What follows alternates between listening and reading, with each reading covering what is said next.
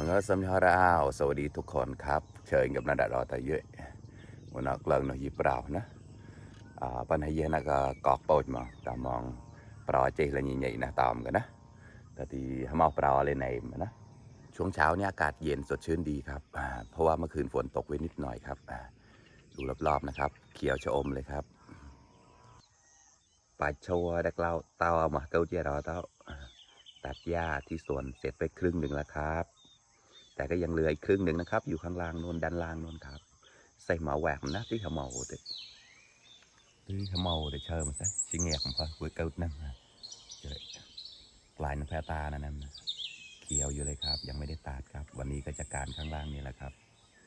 โมนาวตีลุยไปเมานั่นแหละนะเพิ่งสั่งกาแฟก็มาจอดเราต้ดื่มกาแฟร้อนๆครับสั่งกาแฟตัวตาเราตัวเยอะหอมสดชื่นมากครับโมมากันนะ